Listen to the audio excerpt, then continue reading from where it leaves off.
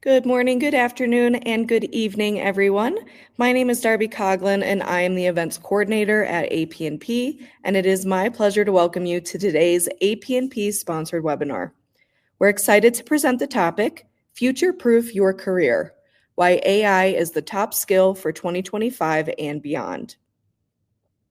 AP&P webinars are always free for our members, so we aim to keep them unbiased so that you can apply what you learn immediately without the need to purchase anything specific, but occasionally we'll feature tech solutions that our members may be interested in, and while AP&P remains neutral, we offer sponsored webinars where vendors can present their products, services, or ideas.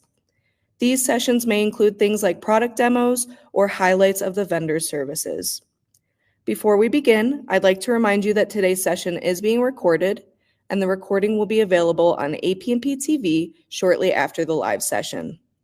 And while you are here, we also encourage you to explore our library of past webinars, all of which are free for AP&P members. And as you think of questions during the presentation today, please feel free to submit them using the question icon located at the bottom right of your video player. We'll do our best to address them at some point during the session.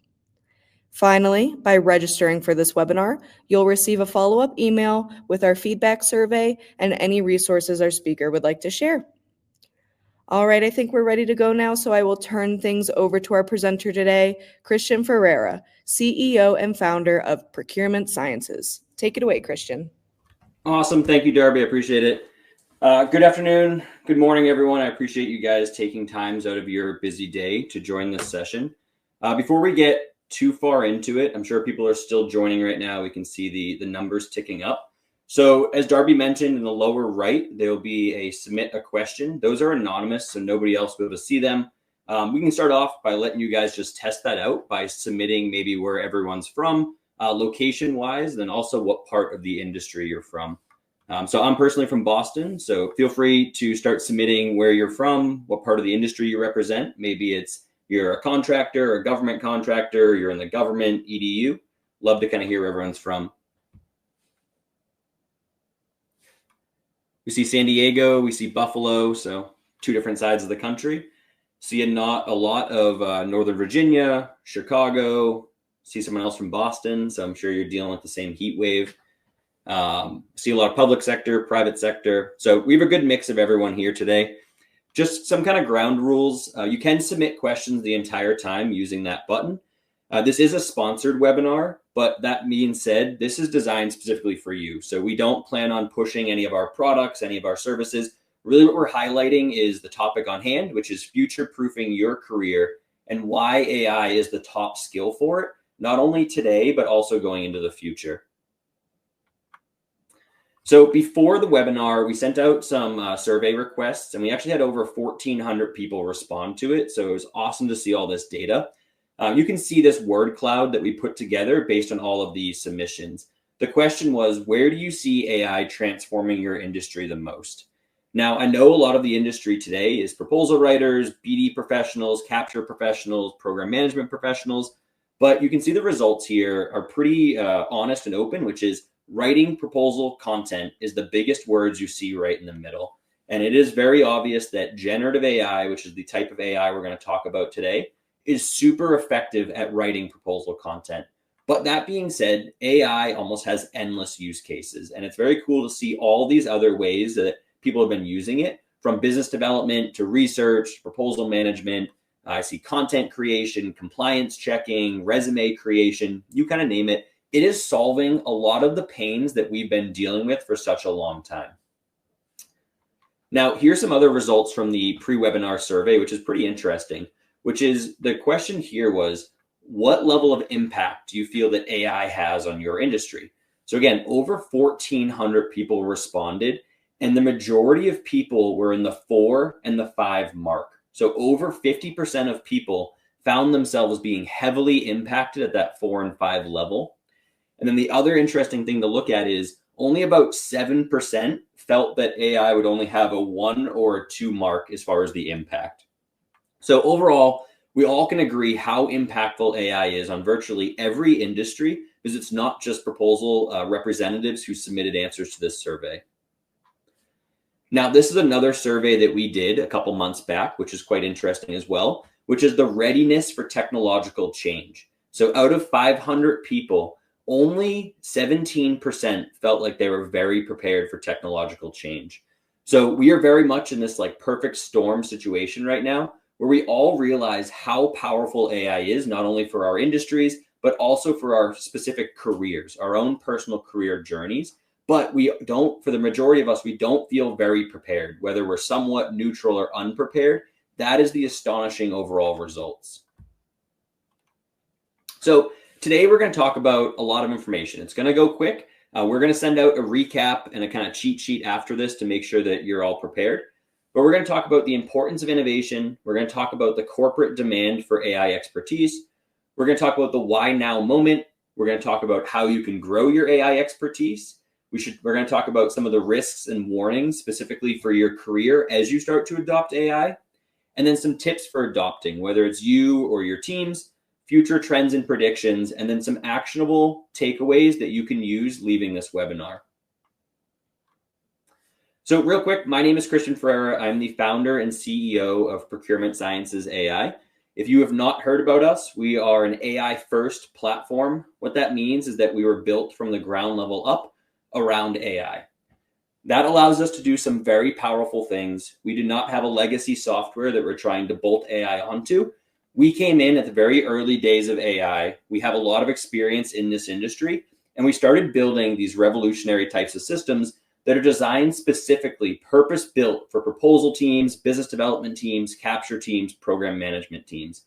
Because of that, we are truly redefining how people operate. But what we love most is actually letting you give us the feedback so we can build purpose-built based on the feedback and the qualifications that you require. My background prior to founding this company was government contracting. So I did about 10 years as a government contractor. I was a director of business strategy. I was a senior solutions architect working side by side with many of you in the trenches. And then before that, I was a software engineer.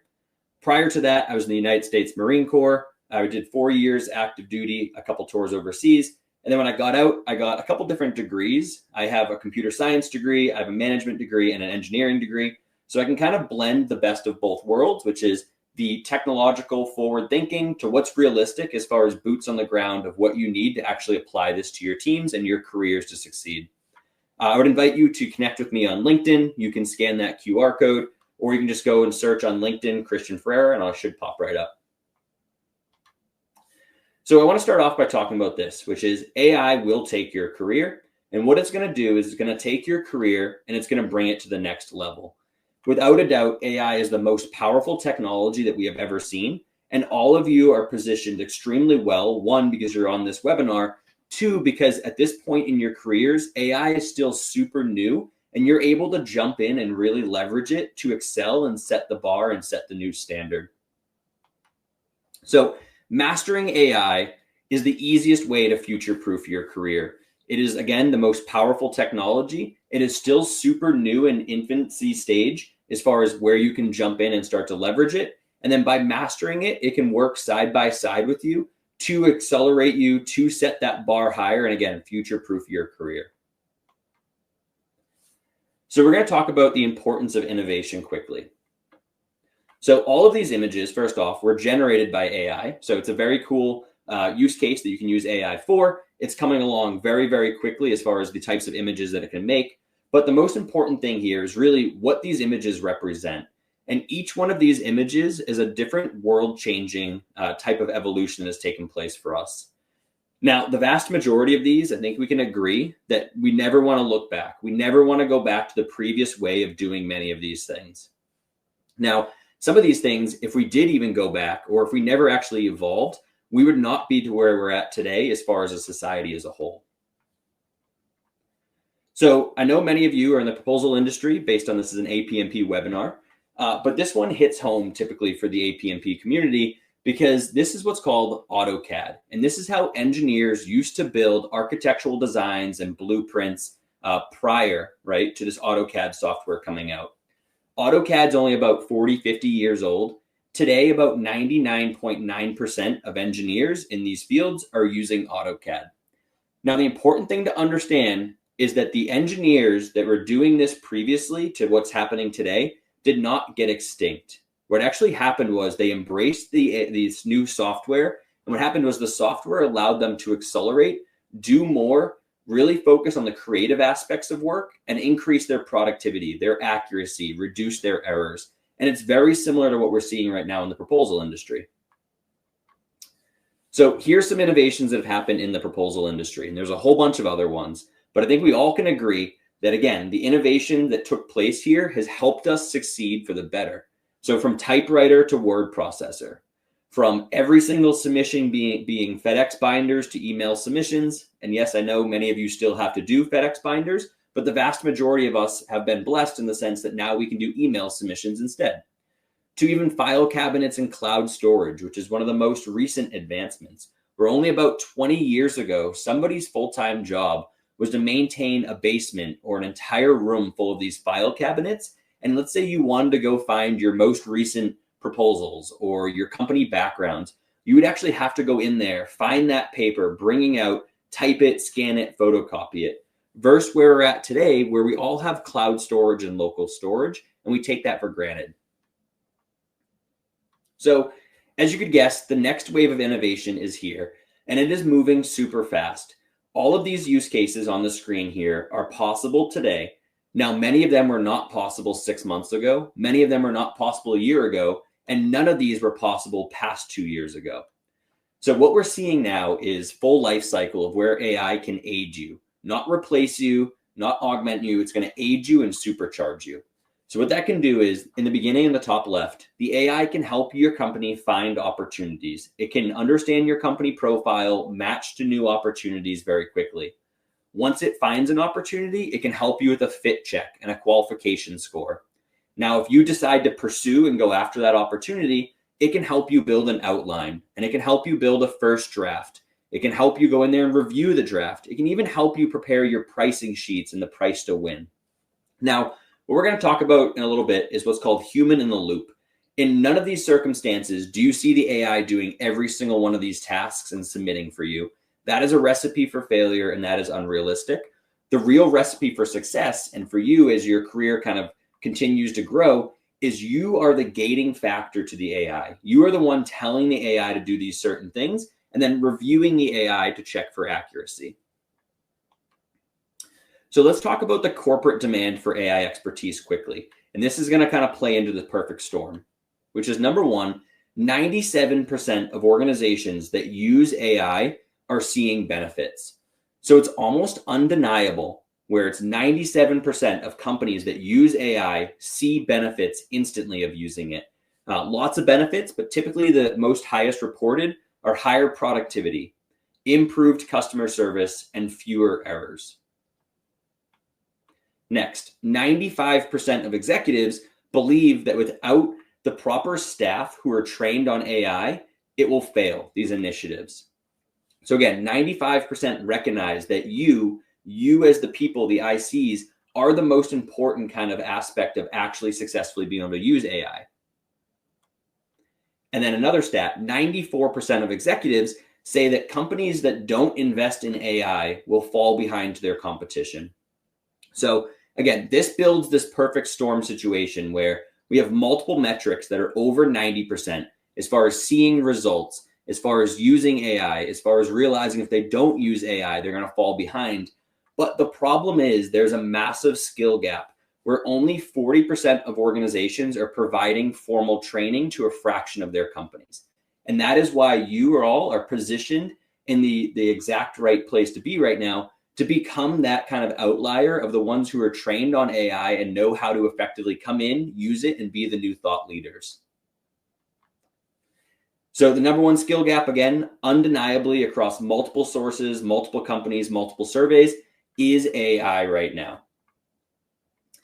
Now, a little secret is awareness is actually a superpower, right? The true edge is not just simply using AI tools. It's actually knowing when, how, and why to use one of these AI tools. And that's what separates kind of like the novice entry-level position people using AI compared to those experts that truly understand how to use AI as that competitive edge.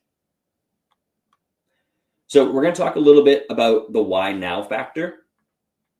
So a couple things here. Number one is the speed of AI research. So AI has been around for 50 plus years. It is actually not a new technology. But generative AI, which is what's exploding right now, over the last 4 years, has had just an exponential growth as far as how much investment as well as how much research has been poured into pushing it forward. Now, 3 years ago, these AI systems could only comprehend about 8 pages of data at a time, right? So not even a chapter out of most standard books. Fast forward to today, many of these models can handle well over 500 pages within its memory at one time. So for an example, imagine uploading a 500-page book and then instantly within seconds having the AI take the ability of summarizing every single chapter or pulling out quotes or top kind of key points out of, needle in the haystack searches from anywhere in that 500-page book. And that's how quickly this is advancing. So it's not, a steady growth. It is an exponential vertical growth. The next one is just general adoption of AI. AI is the fastest moving technology we have ever seen. Right now, it's about 40% of the US population in less than 2 years have already started using some form of generative AI. Now, when you compare this to personal computers, which took 12 years, or the internet, which took 5 years to hit 40%, AI is moving at twice the speed, more than twice the speed. And these are both things, computers and internet, that we use on a daily basis. And that's the exact kind of trend we're moving with AI right now. Next is enterprise adoption. So another survey we did where it's not just the proposal industry. It's not just the business development industry. AI is being adopted in the enterprise across every single field, every single team. Now, what's happening is these general purpose AIs have come out. A lot of people have used them and seen that quick result. But now what's happening is these purpose-built tools are coming out designed specifically for you, for your workflows, for your use cases, for your type of business, for your team. And it's trumping those previous tools, which are the generic ones, and instead coming in and bringing real powerful results specifically to the things that you do day in, day out. Another major factor is the cost of AI. Again, AI has been around for over 50 years and companies have been using AI, but typically that was restricted to the biggest companies that had the most funding. Now AI is commoditized where virtually any size company can actually use it. Now, just 2 years ago, some of the tasks that would have costed 1.5 billion tokens, which is like the input measure to one of these AIs, would have costed $70,000 with the leading model at the time. Fast forward to today, you can get the similar performance, if not the same performance, for only $150. So what that means is things that used to take, again, $70,000 of how much computer would have costed, now you can do for $150. And that is, again, truly changing the game of what's possible with AI, specifically for you, for your careers, for your workplace. And then this is the truth, which is every executive, every board member is concerned right now that if their company does not adopt AI fast enough, are they going to be one of these companies? Are they going to be one of the companies that's known for not innovating fast enough and keeping up with the curve? So I want to talk about the diffusion of innovation theory. What this theory is how technology is adopted. So I'm going to ask you in a second. You can start to submit your questions now of where you think we are. In this curve, what it represents is the very, very beginning is the innovators. That's the first 2.5%. And then you have the early adopters. Then you have the early majority, the late majority, and the laggards. So the question to you all is, where do you think we are in this adoption curve for general use of AI? We'll kind of give a minute for everyone to start to respond.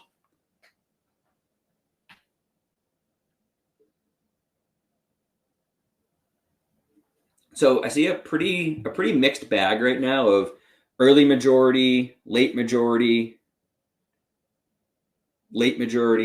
So this is the results from the surveys that we've pulled, which is pretty spot on to what you're all reporting right now, which is ultimately we are exiting the early majority and moving to the late majority.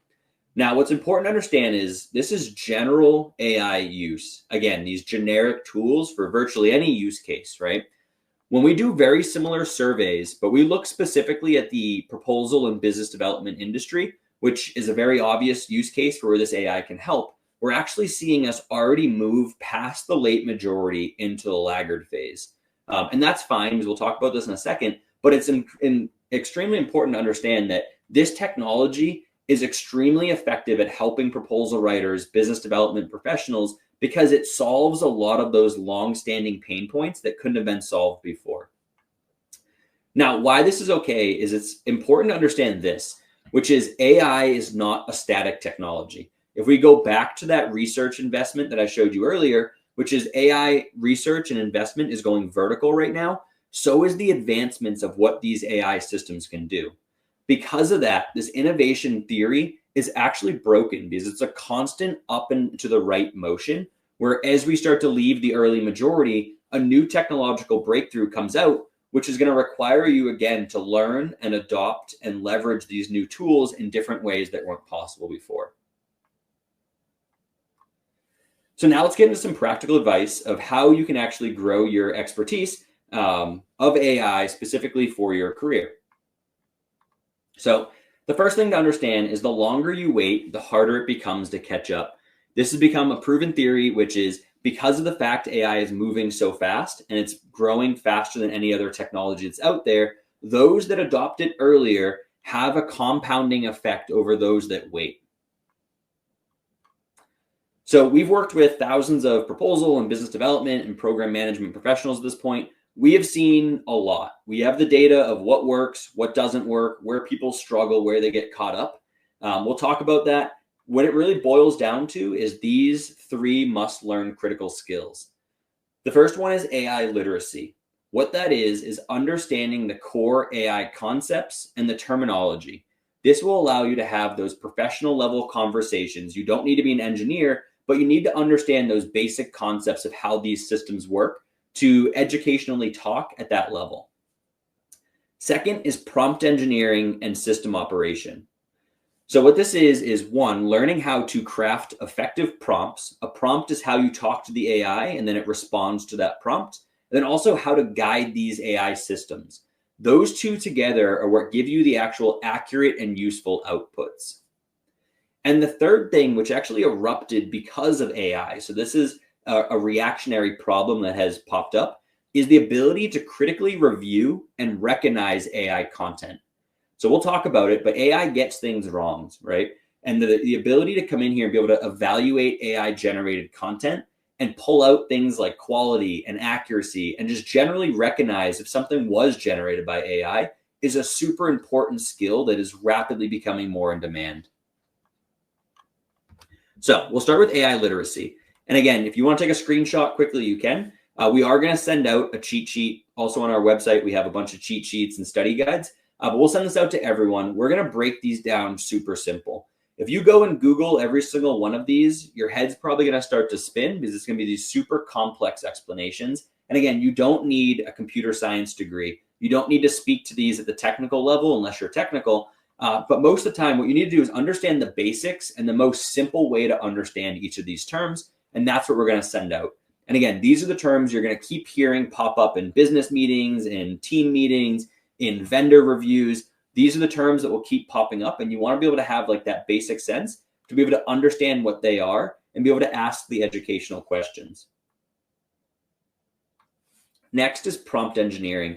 Now, prompt engineering, I feel very strongly about because I've been at this for AI since the very, very early days, and this is not going anywhere. And then also for our industry, you are all in the best position to become the world's best prompt engineers. Many of you have written proposals. You come from the world of, building proposals. And in a proposal, you're responding to a requirement in the most succinct way possible, addressing the entire requirement, giving clear explanation of why you can do something. That is the same thing with prompt engineering. You do not need a degree in prompt engineering. What you need to do is just understand that prompt engineering is really just explaining to the AI in the most simple terms possible so that it can get it right and you're guiding it in the right direction. So the difference here on the left, you have a basic prompt. Now the AI will respond to this. If you say, build me a compelling win theme for a government RFP, it will do exactly that. It will build a win theme. The problem here is that it's going to be generic. It's not going to set you apart. It's not going to be insightful. Now, when you start to hear about tools that handle everything under the hood, they do that for you behind the scenes. The risk here is that you start to look very similar to your competitors. And again, it's not going to highlight you and separate you. Versus if you understand prompt engineering, this is your signature that you can put on top of these AI outputs to reverse it and really make it stand out, right? And again, it's just like a writer. Everyone has their own styles. This is the way that you style things to get the AI to respond the way you want it to. So if we look at this engineered prompt on the right, it's pretty basic.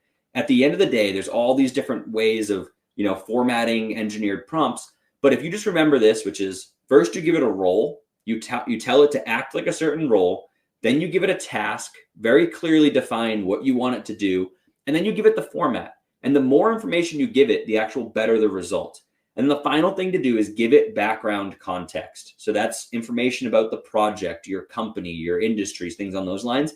And that basic prompt there, it might take you 30 seconds extra to write this, is going to yield you a 10x better result. Now, this is a funny meme that the AI actually generated when I told it about what we were trying to do here. Ultimately, what we always teach is treat the AI like your own personal assistant or your own personal intern. Now, in the old days, we all would have loved to have our own personal assistant. We're all super busy in our lives, but it wasn't technically feasible from a financial standpoint. Now it has become feasible where if you treat the AI like your own assistant or intern, it is very affordable for everyone in your company, everyone in your team to have one of these AIs as your personal assistant. Now, the important thing to understand here, though, is you have to micromanage these AI assistants, right? And you're not going to hurt their feelings. It's actually the more detail you give it, the better that final response is going to be. Now, where we see people run into issues in their careers is when they start to trust the AI too much. And that's what this meme is on the right, which is the AI trust fall. When you start to use the AI without micromanaging it, without giving it enough detail and just assuming it's going to get it right, that's where you fall on your back because your information's inaccurate, it's hallucinating, it's going off topic, you're spending more time correcting it than you could have just done it yourself. So a little prompt engineering tip, and again, we'll send these out, is this might be obvious for some, but for people who are just starting to use AI, you can actually give AI control to ask you questions. So typically it's us asking the AI questions, but this simple prompt, which is you tell the AI what task you're trying to perform, but then you simply tell the AI to ask you any sort of questions that it needs so that it can perform that task at the expert level. So really simply what this is going to do is it's going to flip the script where the AI now starts to interrogate you and it says, I need this document, this background. Is this really what you want to do? And very quickly, your results, again, are going to 10x compared to just kind of winging it with the basic prompt. So the next super important tip for your career growth is recognizing AI content. And when I bring this up, I know people instantly start to think that they use M dashes. They use a lot of these words, and that's fine. But there are trends right now that the AI loves to use M dashes. It loves to use all of the words on the screen here. So it's just super important to understand that you can still use M dashes, but people are going to start to look at them differently. The other thing to understand is if there's 5 M dashes in a paragraph, people are going to probably realize very quickly that that's the AI writing it. Same with keywords like delve or linchpin or pronged, right? Things that, yes, some of us use, but the AI, it's proven and it's patterned right now that it loves to use those more than anything else. So here's a tip. Again, we're going to send this out. You can take a quick screenshot if you want. What this does is it allows the AI to sound more human. So it humanizes the outputs of the AI. This is great for emails. This is great for proposals. This is great for executive summaries.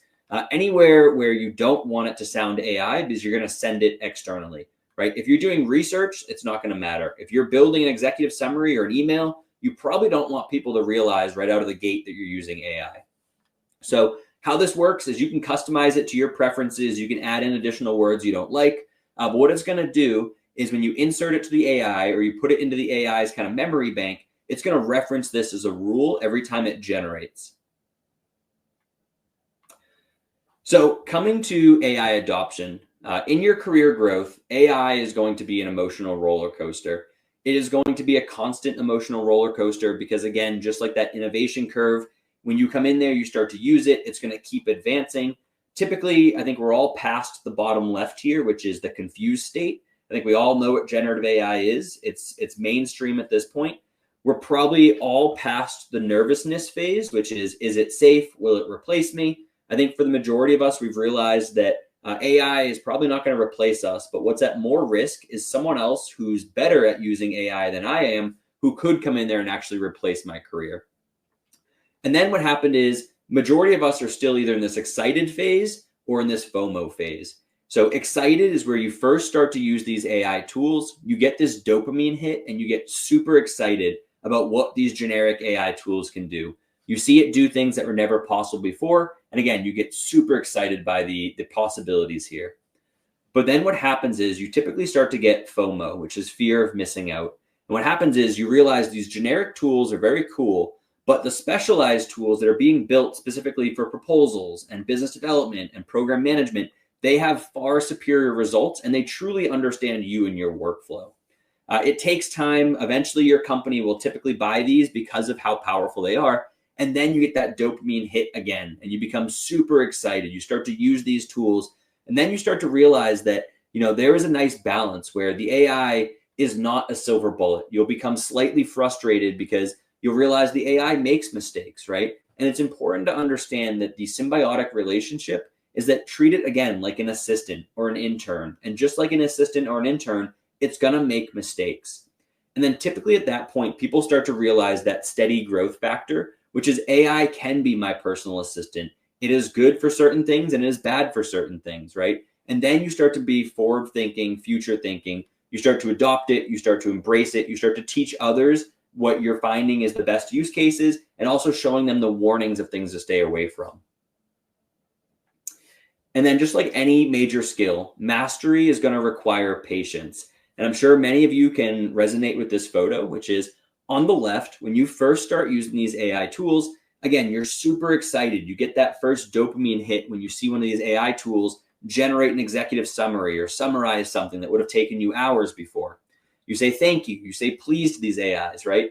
Then you start to use it. And I can almost guarantee everyone's been here where you get super frustrated by these AIs because sometimes they don't listen. Sometimes they get things wrong. They don't follow your commands, right?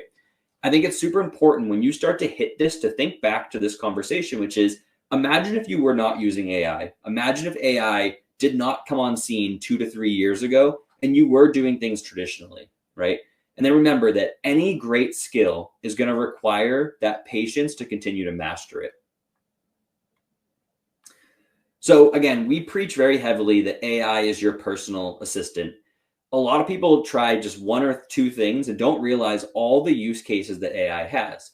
So simply put, there's 5 different things here. One is task automation. This is where the AI can come in and it can handle repetitive tasks. And what it does is it frees you up for the higher value work. The next biggest use case is using it for brainstorming. You can use AI as your creative partner to generate fresh ideas and new perspectives. You can tell it you want 5 ideas, 10 ideas, 100 ideas, and the AI will keep going deeper and deeper based on your guidance. The next one is data-driven decisioning. This is super important because I think data-driven decisioning has always been one of those big buzzwords that leadership uses, but it was really never a reality. Now it is a reality because the AI can instantly give you multiple what-if situations, scenarios, simulations, you kind of name it, and again, help you build that actual true data-driven decision-making process. Next is advisory and mentorship. I think it's super important for people to realize that AI, again, is your 24/7 always-on advisor. Whenever you need recommendations, insights, advice, expert-level knowledge, the AI can aid you in that virtually on any topic. And then the last one, which I'm most excited about, is AI's ability to be a teacher. So you can use AI to virtually teach you any topic. Now, what's really cool about it is that the AI can come in and it can teach you, but then you can tell it, make this easier to understand, or make this more advanced, or give me a lesson plan. I can also have it tailor to my learning preference. So I can say, break this down into bullet points, break this down into a table. I can even say, break this down into an audio format, a video format, an image format. Again, really tailoring to you. Again, all 5 of these based on you using it as your personal assistant for whatever you need help with. And the truth is, feedback loops are now instant. What I mean by feedback loops is traditionally, if you needed help, if you wanted to do something, you're working with your team, you're emailing them back and forth, you're sending Skypes, you're sending Slack messages. Sometimes it's, a few minutes, sometimes it's a few hours, sometimes it's a few days before they answer you. With the AI as your personal assistant, now is faster than ever for you to test, iterate, and improve. So what that means is you can use the AI to try to do something, to try to build some sort of artifact, deliverable, research, right? And it's important that you can go in there now and test it, iterate it, and improve it faster than ever before. And really the secret is it's those who learn how to iterate with the AI who are the ones that are going to outpace those waiting for perfection. The AI is not a perfectionist. The AI will get things wrong. We are very, very far, if not forever away from the AI becoming a perfectionist. And it's important for people to come in there and understand again in your career how AI is effective and where it is weak and how you can use it to constantly iterate, which is what we're going to talk about in a minute. So we're going to talk about human in the loop, which is exactly around that iterative process. So human in the loop is where humans work alongside the AI to improve the results, ensure accuracy, and guide or oversee its decisions. Us personally, we are strong believers in human in the loop because we've seen what happens when AI makes mistakes, and we know that AI is not going to be perfect. So this is the recipe for actually success as far as adopting it. In your careers, if you adopt a human in the loop kind of symbiotic relationship, this is what's going to catapult you forward. And again, it comes back to the AI being your personal assistant. The easiest way we look at actually understanding this is the architect and the builder relationship. So what that means is that you are the architect. You set the vision, you create the plan, you tell it what materials to use, and ultimately you're clarifying the purpose of what the AI is supposed to be doing to help you with. Now, AI is your master builder. What that means is you as the architect, again, you set the plan and the vision. The master builder is going to go out there and it's going to follow those plans, those blueprints, those instructions. Now, like any master builder, it's going to go out there, and if your instructions are not clear, it is going to guess because it thinks it has the right knowledge. Now, sometimes it will get it right, and sometimes it will not. At the end of the day, the clearer that you plan, the more you kind of micromanage that plan, the better that final output is going to be. And the most important thing is you don't need to take that final output. It's really about the iteration process, which is coming in there, reviewing the results as often as possible, and providing feedback to correct the AI to get it to go in the right direction. This is a scenario. I'm not going to go over every single one of these. This is human in the loop specifically for proposal work. Now, this is just scratching the surface of the different use cases. To start on some of these, and you'll pick up on the trend pretty quickly, what it typically is the AI on the left, it's doing some sort of heavy lifting for you.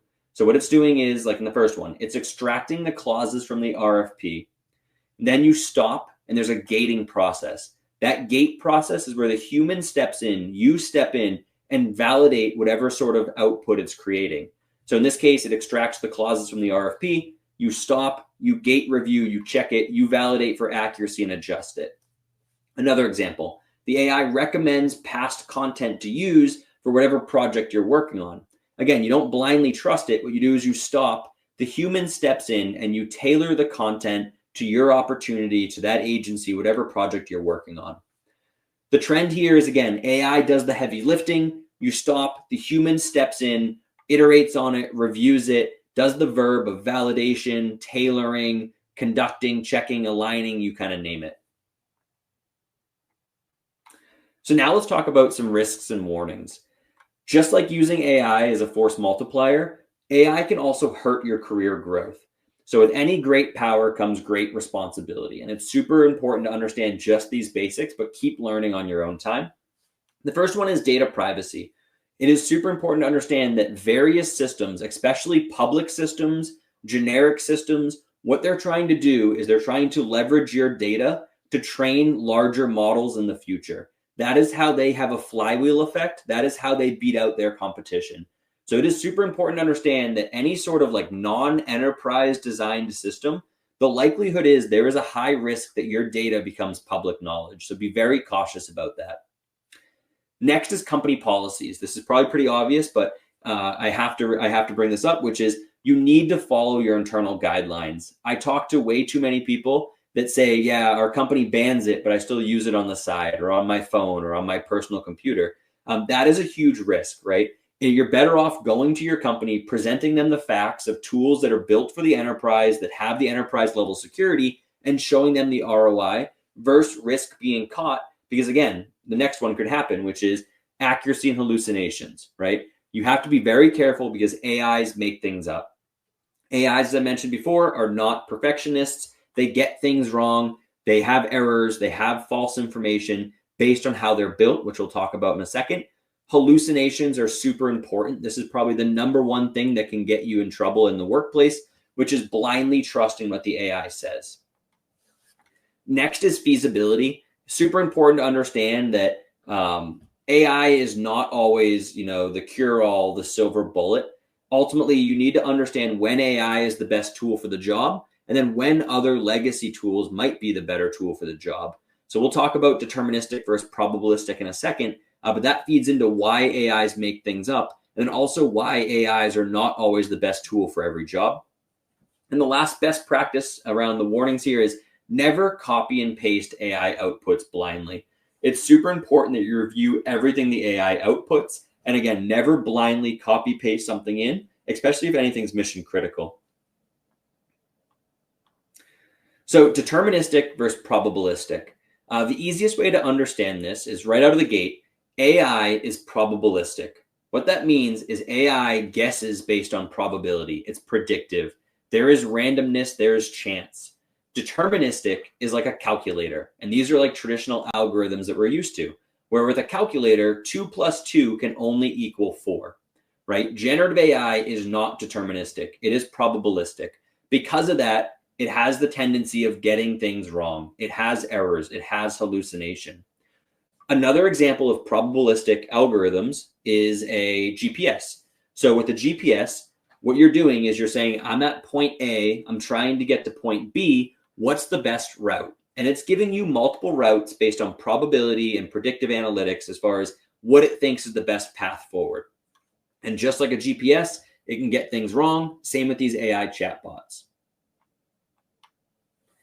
Data protection. So again, I can't emphasize this enough, where these public models, these generic tools, they are praying that you have this setting on. And what this is a setting that says improve the model for everyone. And it does exactly what you think it would do. If this is on, your data is being publicly trained on for future models. They are learning from you so they can help others. If you're putting company information in there, you can probably guess that that information will become public knowledge in the AI's training data in the future.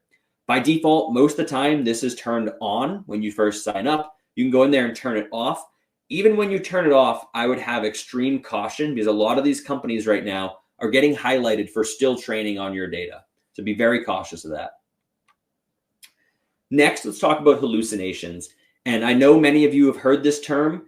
This might be repetitive for some of you, but it's super important to understand there's different levels of hallucinations. And again, this is the number one thing for your career that can actually detract rather than accelerate you forward when you're using AI. Now, this one is super obvious, which is what is the world record for crossing the English Channel entirely on foot? Now, this might be somewhat of a joke because obviously we all know it's impossible to cross the English Channel on foot. But when you ask the AI this question, this specific model, it is very confident that it is possible. It goes down to the who, the what, the where, the when, the how, exact details. Now, for us, obviously, I would assume most of us would spot this as a hallucination and realize the AI is wrong. But let's look at this scenario. This one is much different. You come into the AI system, and for some reason you're asking it, is 3,821 a prime number? So if you're asking the AI system this question, the likelihood is that you're going to blindly trust its output because you're trying to get a quick response. Now, in this case, it right out of the gate, it says, no, it is not a prime number, right? And it gives you the reason why. This person was smart enough to actually question it and get the AI to admit that it was wrong. But again, the vast majority of us are going to trust the first output that it gives because we're looking for that quick answer. So this is a prime example where if this was a mission critical number and you blindly submitted this without checking for accuracy, this is where you could get yourself into trouble. And then the last example of a hallucination, which is very hard to correct and spot. In this example, they're asking, name 3 founders of this company. Now, the AI generates 3 different names. The biggest thing to point out is the first name is correct and the other 2 are incorrect. So AI can hallucinate individual words, sentences within a paragraph. It's not all or nothing.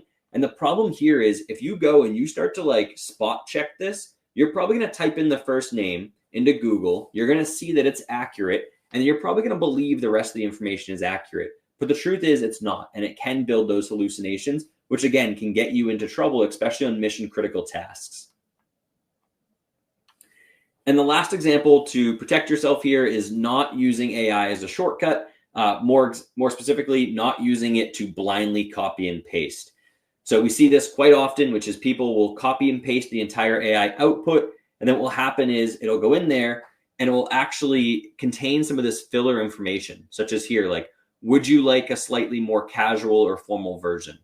What happens is the AI, when it generates the output for you, it's typically wrapping that in the beginning or at the end with some sort of information to help you better understand or help you progress forward. Now, in this case, it was a manager sending it to someone who's sick, which is fine. But where you can get yourself in trouble is, let's say this is an executive summary, or this is a gold team of a proposal draft, and you quickly do a change, you copy paste it in there, not realizing this helper text is part of it. This will probably get you disqualified, or it's going to have you score extremely low.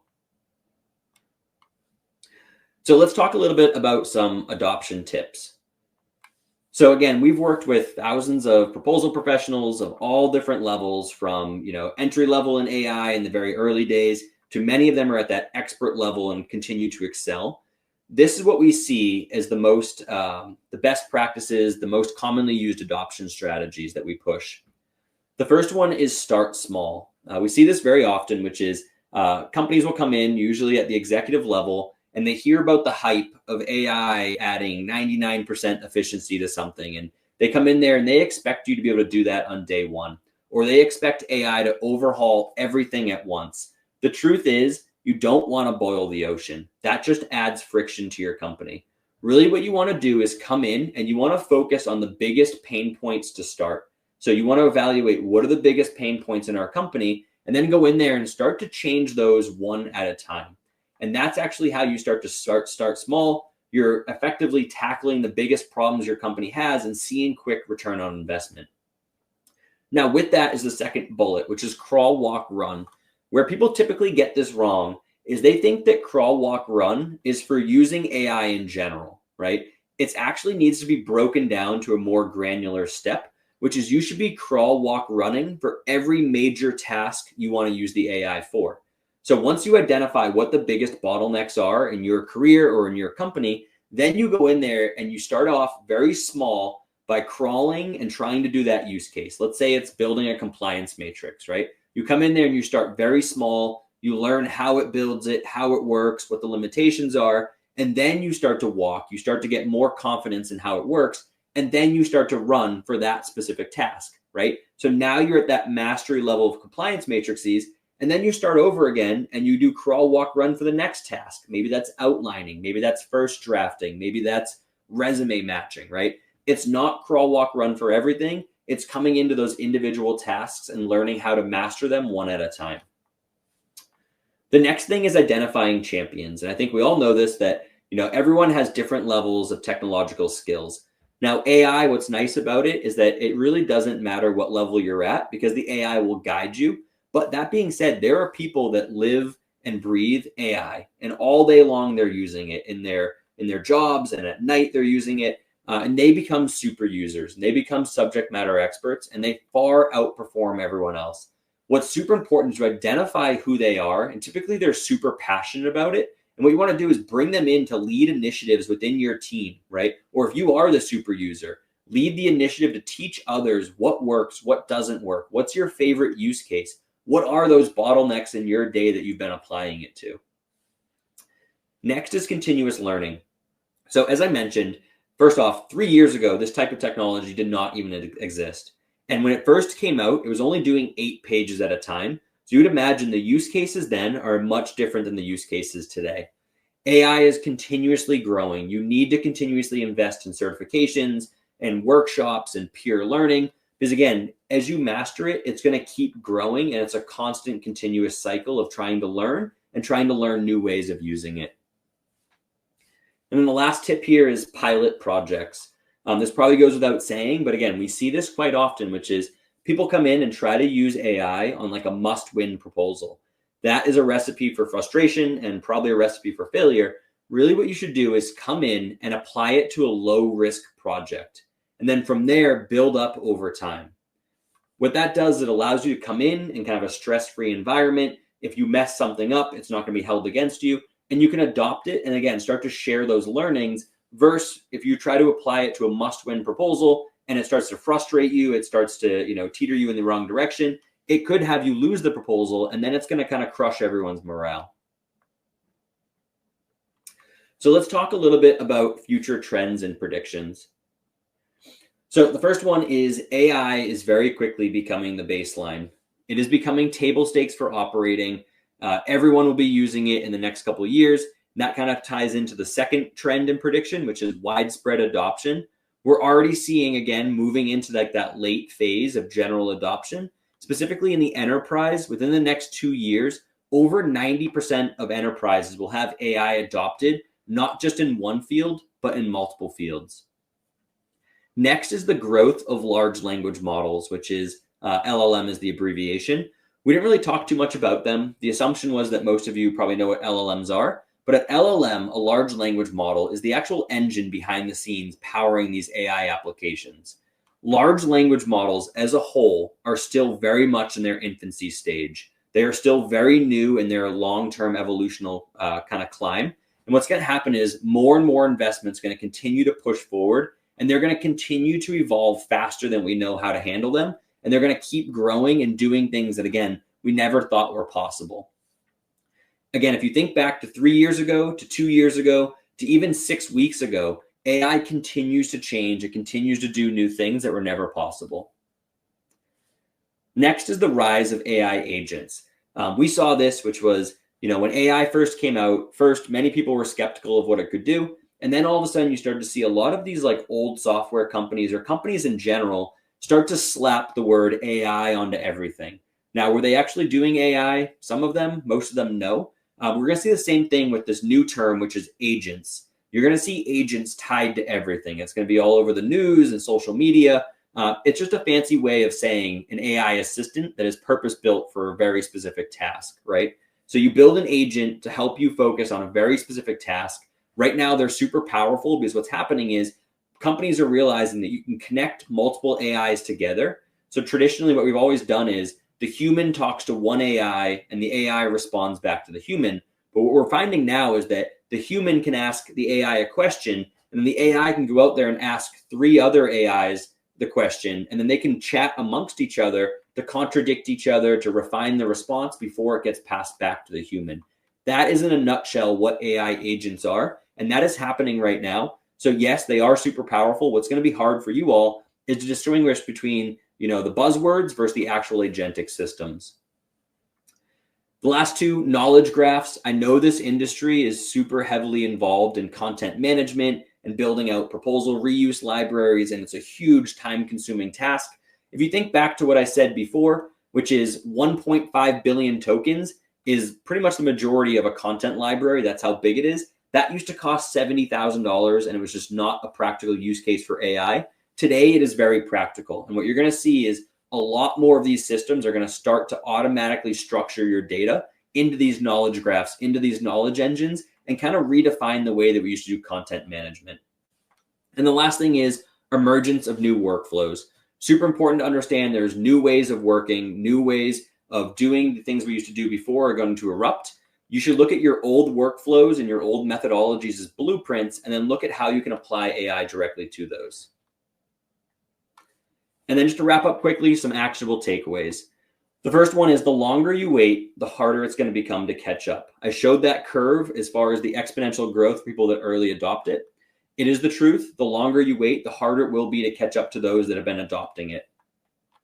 Next is purpose-built AI tools will continue to beat out generic options. Generic AI chatbots are designed for 500 million people versus the purpose-built tools are designed specifically for you and your workflows. Build proficiency in AI literacy, super important to understand the basics.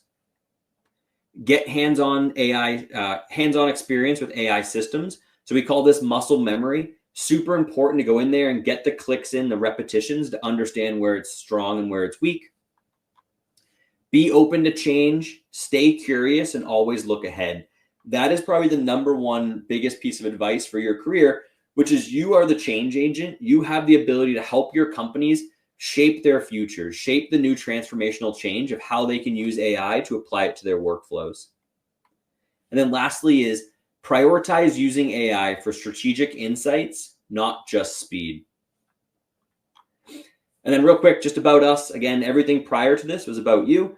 A little bit about us if you don't know who we are. Our mission is to transform how businesses find, win, and deliver using AI. To date, we have over $2 billion in confirmed awards and wins through our platform. We do cater very heavily to government contractors, where we work with over 300 government contractors, including 3 out of the top 10 largest defense contractors. What's unique about us is that we were built by former industry professionals. So we're not a generic tool. We are hyper-focused on proposals, business development, capture, program management, and all of our team came from that space. Our systems are data private. They meet all of the compliance guidelines that the majority of companies require. We can do on-prem, we can do GovCloud, commercial cloud, depending on your company. And then for us, we are human in the loop. I know there's companies out there that are anti-prompting. For us, we give you both, which is the easy button workflows, but we also give you the ability to go in there and add your signature, which is the prompting, the human in the loop design to it, and it fits directly into your workflow. And the last thing to note is unmatched support. We understand that AI is moving so fast that giving you a tool without the support is a recipe for failure. We give white glove service, unlimited training, certification. Ultimately, our team helps you at every stage to make sure that you adopt it successfully. And I know we only have a few minutes left. I know that was a ton of information. We have resources on our website. We're going to send out a cheat sheet to everyone. Hopefully this was super helpful. I know for some people it might have been a little bit repetitive. For others, hopefully it's definitely going to help you come out of here with some actionable takeaways to learn more, to level up your career.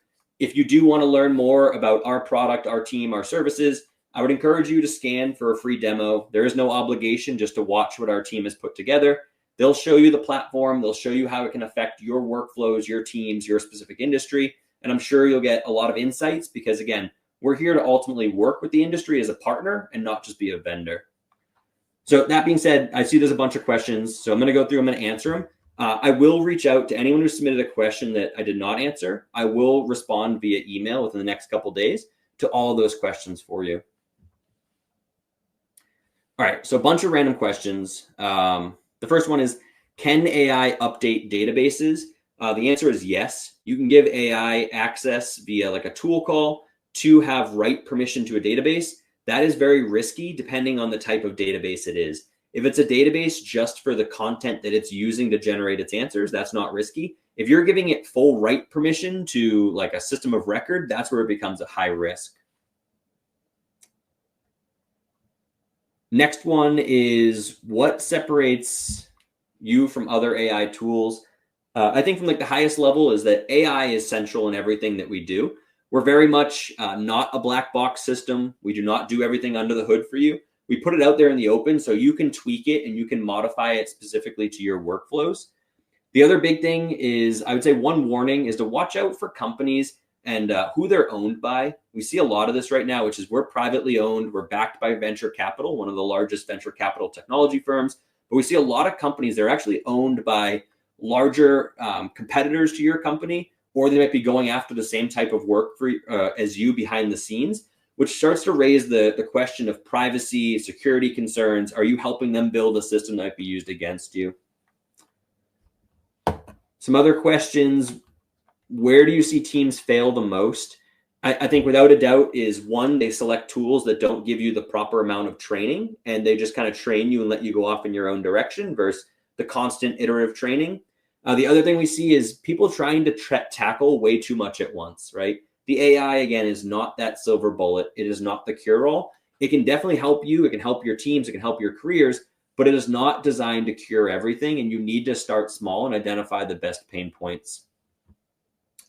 What can a job seeker do unemployed right now to work on AI skills? I would say get certifications is super important. I would say learn about AI, get the hands-on repetition for AI. Ultimately, if you start to add that to your careers, once you have that, I would look for companies that are already using AI, because they're the ones who are looking for more people that are trained on it. And I think that's going to be a trend we're going to see, is a lot of requirements in resumes are going to start to be some sort of AI certification, some sort of hands-on experience with like a platform like ours, because again, they're not going to want to bring someone in and train them from scratch. They're going to want someone that has those hands-on, that muscle memory experience with one of these AI systems already. And then the last question we will answer. This one question is, can firms get customized AI programs that ensure data privacy? And yes, 100% they can. That's typically where you're going to be inside of like the enterprise level enclaves. Like all of our platforms are enterprise level, but that's where you're going to either be on-prem, you're going to be in your Gov cloud, you're going to be in your commercial cloud. Anyone selling to the enterprise, hopefully, typically is going to be data private, and they're going to be honoring that. The ones where you start to get in trouble are those more generic tools that are out there in the public that are easy to get, they're cheap, they don't have any customer service, any customer support. Those are the ones that are a lot more risky. And then I see one other thing about some additional tips. So we have two things. We have a webinar coming up soon on AI prompting tips and prompt engineering. I think that'll be very good, regardless if you are brand new to AI or if you've been using AI since the beginning. We've learned a lot as far as how you can use the systems, how you can prompt them, how you can get them to do some really cool things. And I know our team's super excited to share that webinar, I think in the next couple of weeks here. That's a free webinar, so I would definitely encourage you to go out there, watch that, learn it. Because again, you can add that to your resumes as far as experience, learning how to actually operate and use these systems. So I know we're a little bit over, and I apologize for that. This was super exciting to have all of you join here today. Again, feel free to schedule a demo, to reach out to me directly. I'll try to answer all these questions via email if we haven't gotten to them. And again, hopefully you guys all found this insightful, and I appreciate everyone's time today. All right, Christian, thank you so much for such an informative and dynamic discussion revolving AI. And a reminder that by registering for this webinar, you will receive a post-webinar email, which will include our webinar feedback survey and that document that Christian mentioned in his session.